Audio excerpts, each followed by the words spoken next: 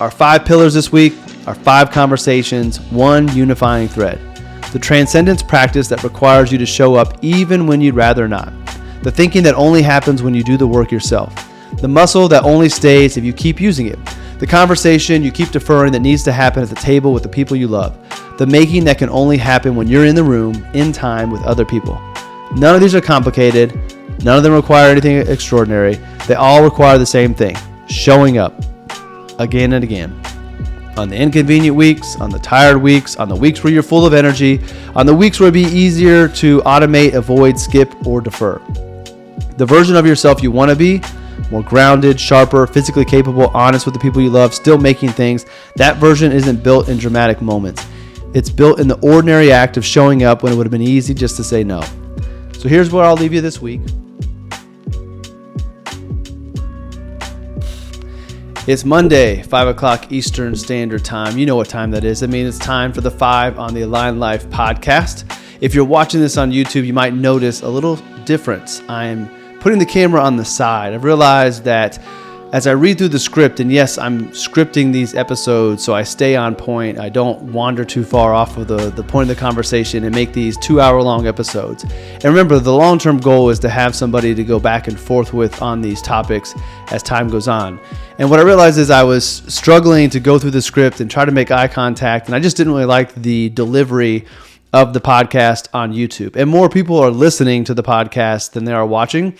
So I thought this week what I'm going to try to do is look straight ahead, do my reading, have the camera to the side, hide everybody on YouTube, and just let you kind of be a fly on the wall of me recording this episode. Just want to see how it goes. I may get feedback that people don't like it. I may look at it and not like it, but if you're watching on YouTube, that's why you're getting the side angle. That's why I'm not looking at you. But the point of the matter is to bring to you these 5 pillars, these 5 conversations, the episode of the 5, whether I look at you on the podcast on YouTube or not, hopefully it won't matter. So let's get into this week's episode. This episode is called Show Up Anyway. Now there's a version of life that's pretty easy to slide into. You automate what you can, you avoid the conversations that feel heavy, you consume instead of create, you stop showing up to the things that require you to actually be present, not just physically, but emotionally, mentally, in your body, and in a room with other people. Most of the time, it's just friction, not laziness. The practice is inconvenient, the conversation is uncomfortable, the gym is across town, the choir rehearsal's on a Tuesday night, and you're tired. But this week, I want to focus on a simple idea. The things that actually matter aren't the things you can automate. They're the things that require you to show up again and again on the weeks you don't feel like it, especially on those weeks. So that's what we're sitting with today. 5 pillars, 5 conversation, 1 question running through all of them. What are you still showing up for? And what have you let yourself off the hook from? Let's get into the 5. But before we do, today's episode is sponsored by a new joint venture with my wife, Ange. I published this last week on the Daily Notes, and I'm excited to officially share it here on the AlignedLife podcast. This fall, Ange and I will be opening the doors to the AlignedLife community, a community for the authenticist. She hates that I use that right now, but in time, everybody's going to know what an authenticist is. But if you're not sure what that term is, it's a community for those who are done performing and want to live their authentic life. I have so much more to share and will over the summer, but for now, if you're looking for an intentionally small community, no more than 150 people, to pursue your authentic life alongside, then I'd love for you to check out our website to learn more. It's at alignedlife.community. That's alignedlife.community. Okay, let's get to the 5. Start off with spirit.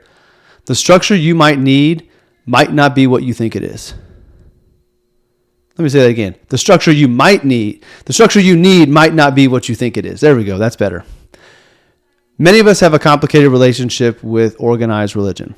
Some grew up in it and moved away. Some never had it. Some are in it and wrestling with it. But there's something worth noting. There's a body of research that suggests the structure itself, whatever the label, might be doing something for us that we haven't found a replacement for. And when I saw this piece come across my feed, flagged by my good friend Tim Maurer, shout out Tim, who consistently puts things worth reading in front of me, I wanted to dig in. A piece published on Tim's Substack, drawing on research from Harvard's Tyler Vanderweel and economist Bill von Hippel, among others, makes a case that might feel counterintuitive. Poor people who regularly attend religious services report higher levels of happiness than wealthy people who don't. The data holds up across income levels, education, and demographics. And when researchers try to isolate why, they keep landing on 2 things: community and transcendence. The sense of belonging is something that meets on a schedule and the regular practice of orienting yourself towards something bigger than your own life. Now, what I find interesting about this research isn't the religious element, it's what the religious element points at. Arthur Brooks, when writing about this, uses the word transcendence, not as a theological claim, but as a functional one. There's something that happens when you regularly show up somewhere with other people around something larger than yourself. Something shifts in how you carry the week. And the researchers aren't arguing that you need church specifically. They're describing a mechanism and a structure and a cadence. Think about what that structure actually requires. You go somewhere physically. You go at a set time, not when it's convenient. You go when you don't feel particularly moved to. You sit or stand alongside people you don't necessarily choose, people at different life stages, different backgrounds, different struggles. You participate in something that predates you and will continue after you. That's the structure. And it turns out that the structure does something to a person. The question here is simple. Do you have anything in your life that functions like this? A recurring, communal, larger than yourself practice that you don't get to skip when life gets busy. Because the research is pointing at something most of us can feel, even if we can't name it. There's a difference between the weeks you show up to something, like really show up in person with people, and the weeks that you don't. And that difference compounds. A men's group that meets every other Sunday, a meditation group, a recovery meeting, a mosque, a synagogue, a church, a Quaker meeting house, a Sunday morning hike with the same 4 people every single week. The form matters less than the function. The function is the transcendence through presence. Showing up when it would be just as easy not to. And so as I think about all this kind of hits me personally because I can identify the benefits of the practices. I've had practices in my life that function like this, and I've had stretches where I let them slide. Yoga, weight training, breakfast with old friends, and I can tell the difference of when I'm doing them and when I'm not. Not dramatically and not overnight, but over time I can feel it. The weeks where I've got a thing, a place, a group, a rhythm I'm accountable to, I carry myself differently. I'm more aligned. Think spirit, mind, body, money. These are parts of aligning spirit, mind, body, and money. And when I have that alignment, I'm at my best. So here's what I want you to think about. Not whether or not you go to church, but whether you have your version of it, the recurring thing, the communal thing, the thing you show up to even on the weeks you'd rather not. And if you don't, what's one thing you could build that structure around? All right, let's get to mind. What happens when you stop thinking for yourself? Now, we've talked about a lot about AI in terms of what it can do for us on this show. The productivity gains, the time saved, the assistance, and it's all over the place as far as social media and articles. But there's a conversation happening in research circles that takes the benefits and begins to look at the important trade-off about what happens to a mind that stops doing the work it used to. A growing body of research is documenting what some researchers are calling cognitive offloading. The tendency to outsource thinking to AI tools in ways that reduce the brain's own reasoning activity over time. Studies coming out of MIT, Sloan School, and several European universities are finding that frequent reliance on AI for analysis, writing, and decision-making is associated with measurable declines in critical thinking. The ability to evaluate evidence, form independent arguments, and catch your own reasoning errors. The more consistently people hand off thinking, the less practice the thinking muscle gets. There's a concept in neuroscience called use-dependent plasticity. The brain strengthens the pathways you use and lets atrophy the ones you don't. The skills you stop practicing, you lose. Not all at once, not dramatically, but gradually. The way any muscle you stop using slowly weakens. And I'm sure you can find some of these just over your life. Something you used to do that you stopped, you no longer can do. And here's the thing about AI. It's very good at making you feel like you're thinking when you're actually not. You ask a question, you get a well-structured answer, you nod along or refine it a little, and it feels like intellectual engagement. But the drafting, the wrestling, the sitting with a half-formed idea, not knowing where it goes, that part got skipped. And that part is the workout. I use AI tools a lot. I'm not making any arguments against them. I never have and I never will. I'm just making an argument for being more deliberate about when you stop showing up mentally. There's a difference between using a tool to handle logistics so you have more cognitive bandwidth for the things that matter and using a tool to avoid the friction of actually thinking something through. Small little side note, I'm trying to be very intentional with the collaboration with Claude for these episodes. I found myself allowing it to write too much of my script lately, and I've added an additional step to ensure I'm writing the script myself and not influenced by Claude. It's taking me more time, but I'm still way ahead in the time game by collaborating with the AI. But I want to make sure that this script, as much as I hate reading a script, but this script that I'm reading from is me and not Claude. So the friction is the point. The struggle is where the thinking happens. The moment you're not sure how to say what you mean and you push through it anyway, that's the rep. That's the practice. And like any practice, you have to show up to it. Now, I've had the luxury of working with many people who are later in life. And the people I know who are sharpest in their 50s, 60s, and 70s, even 80s, like genuinely sharp, not just informed, are the ones who never stop doing the hard thing. Writing by hand, reading slowly, sitting with problems before reaching for answers. They kept showing up to the cognitive gym when it would have been easier not to. And in preparing for this part of this week's episode, I reflected on whether or not I could identify a thought I haven't actually had recently because something else had it for me. Meaning, did I think something that really wasn't me thinking? Did I let Claude do the thinking or the writing for me? I wasn't looking at it for a task, not any to-dos, like a thought, an opinion I formed by working through something on my own, an idea that I came up on my own. Thankfully, I couldn't think of anything. I don't know if that's a good thing or a bad thing. I could think of a few conclusions that I recently come to, but I could also identify the influences that impacted the conclusion. But they were still made by me, not for me. Meaning I can think back to the article that I read, this episode, or other things I've seen and taken in and that I used to make a decision that I came to my own conclusion. And some of those weren't AI impacts or factors, but I can look to how did I get to this conclusion? My concern is, if I get to a conclusion and I don't know how I got there, then am I leaning on other people's thoughts or AI too much? And if you ask yourself the same question and you can't answer it quickly, then take that as a signal. Now don't get worried. It's not a crisis, but just this is a signal. Pay attention. It's time to show up to the thinking. Time to put the tool down, let your own mind do the work. And even when it's slower, messier, or even when the result may be less polished. All right, let's get to body. The muscle you only keep by using. Research on physical health in midlife has gotten pretty clear. The kind of clear where the findings keep stacking up in the same direction and the mechanism isn't complicated. But I'm not sure we're acting on it. New data published in 2026 this year from a multi-decade-long study tracking adults through midlife and beyond continues to confirm what's been building in the sports science literature for years. Consistent strength training is one of the most powerful levers available for longevity, metabolic health, cognitive function, and quality of life. But the key word in research isn't intensity, it's consistency. People who show up to the resistance training 2 to 3 times a week across years dramatically outperform those who do intense but sporadic bursts, even when the total training time is similar. Muscle is not just a physical asset. It's a metabolic infrastructure. It's the thing your body draws on when it's under stress. When you're sick, you're injured, you've had surgery, you're getting older. And unlike most things, it has a use it or lose it quality that's pretty unforgiving. Starting in your 30s, you lose muscle mass every decade you don't actively build it. By the time you're 60, 70, if you haven't been showing up, the deficit is significant and hard to recover. And this is the reason that I've spent more time fixing my schedule, as you're going to hear about in a little bit, to make sure that I'm getting in the gym and doing consistent weight training. Because I know it's easier to do it now and build it and maintain it than to try to recover when I get older. The training itself is simple.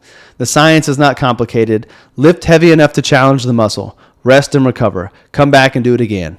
Add weight or reps gradually over time. That's what we call progressive overload. That's the whole thing.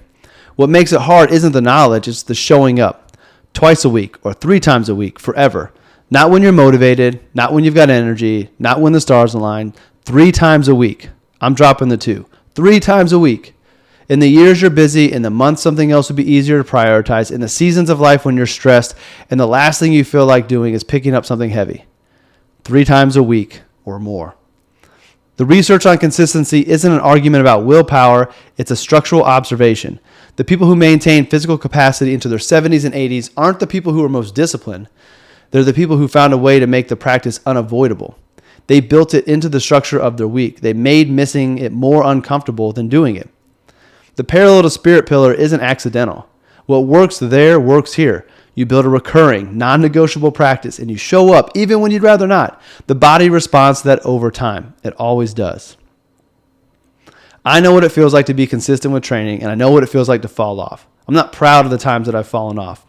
And the gap between those two versions of myself is not subtle. It's not just physical. It's how I think, how I handle stress, how I show up in everything else. It's an important component in the alignment of spirit, mind, body, and money. What's the physical practice you keep meaning to start or get back to, but haven't made unavoidable yet? What would it take to build the structure around it so showing up becomes easier than not? I'll share what I've done recently. I've hired a trainer who I see Monday, Wednesday, and Friday, 11 o'clock. It's on my calendar. I've gone back to the yoga studio that has the style of yoga I prefer and enjoy, and where I had a small community of friends who regularly do the 9:30 a.m. class. It's on my calendar Monday, Tuesday, Wednesday, and Friday. I skip Thursday because it's Pilates, not yoga.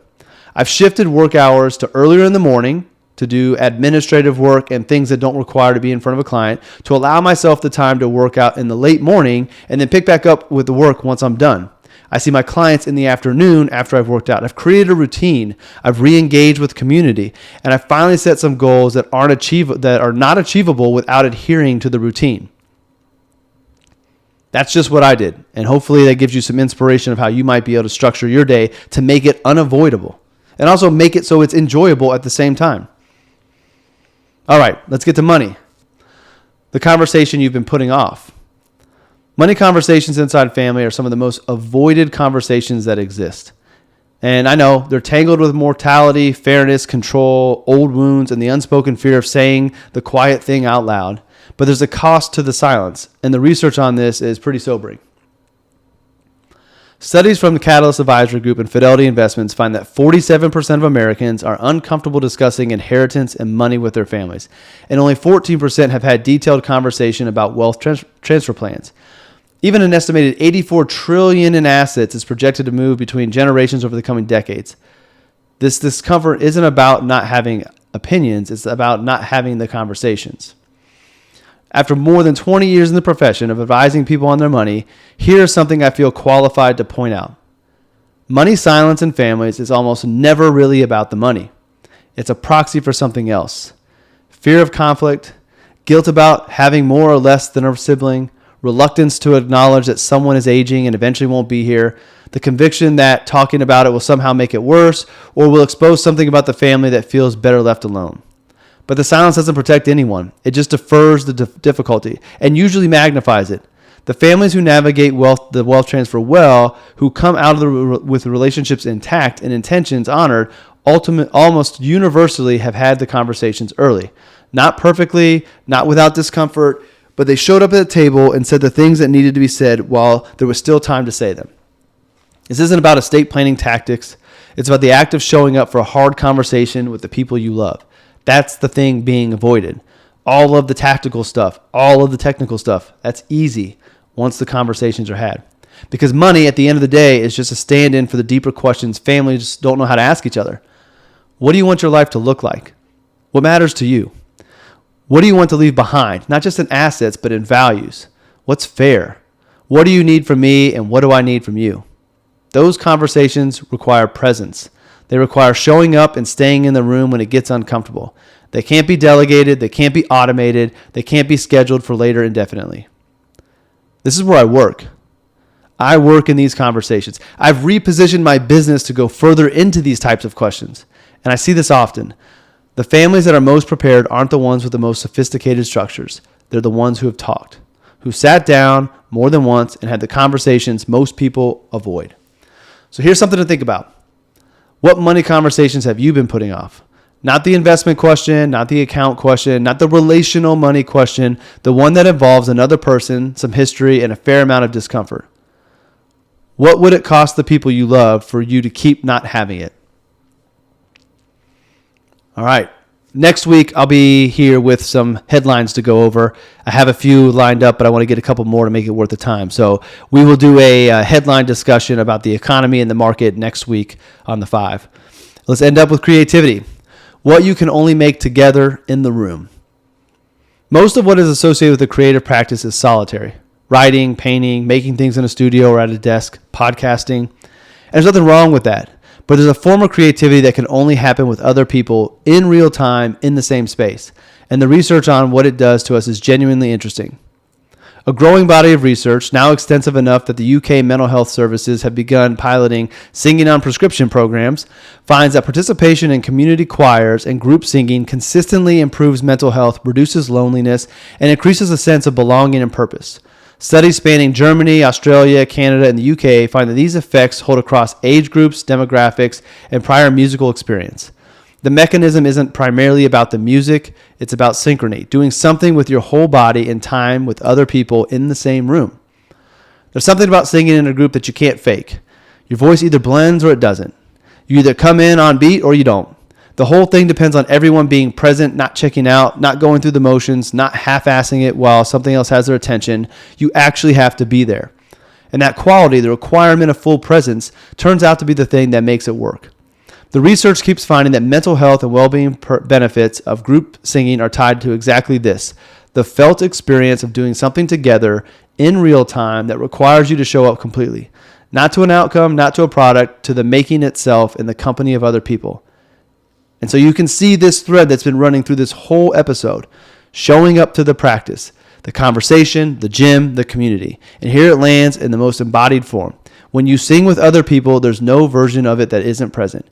You can't pre-record yourself into a choir. You can't AI generate your participation. You have to be in the room, on the beat, willing to let your voice be heard alongside everyone else's. And before you say I'm not a singer, the research is pretty consistent on this too. Musical ability isn't the variable. Showing up is. No matter what, you can find a place in a choir, unless you're trying to be getting into one of the top choirs. But I'm sure your local church or organization that has a choir can find a place for you in it. So whether it's a choir, a band, a drum circle, an improv group, a pottery class where everyone's hands are in the clay at the same time, there's something that happens in communal synchronicity, making that doesn't happen any other way. And most of us have optimized it out of our lives without really noticing. When's the last time you made something with other people? Not asynchronously, not a shared Google Doc or a Slack thread or a collaborative playlist, but in the same room at the same time where the making required everyone to actually be there. If you can't remember, that might be worth sitting with. Who and what would you want it to be? And also a nice little plug for the AlignedLife community as a potential place to come together with people to create. Now, it might be starting out as an online community, but the plan is to bring the community together in person in time. So if you're looking for that community, this might be a good place for you to look at, given what we're planning for it in the future. All right, let's bring this episode to a close. So there it is. Our 5 pillars this week, our 5 conversations, one unifying thread. The transcendence practice that requires you to show up even when you'd rather not. The thinking that only happens when you do the work yourself. The muscle that only stays if you keep using it. The conversation you keep deferring that needs to happen at the table with the people you love. The making that can only happen when you're in the room, in time with other people. None of these are complicated. None of them require anything extraordinary. They all require the same thing, showing up again and again. On the inconvenient weeks, on the tired weeks, on the weeks where you're full of energy, on the weeks where it'd be easier to automate, avoid, skip, or defer. The version of yourself you want to be, more grounded, sharper, physically capable, honest with the people you love, still making things, that version isn't built in dramatic moments. It's built in the ordinary act of showing up when it would have been easy just to say no. So here's where I'll leave you this week. What's the one thing you've been not showing up for, and what would it look like to start? Thanks for being here. I'll see you next week. And until then, keep pursuing.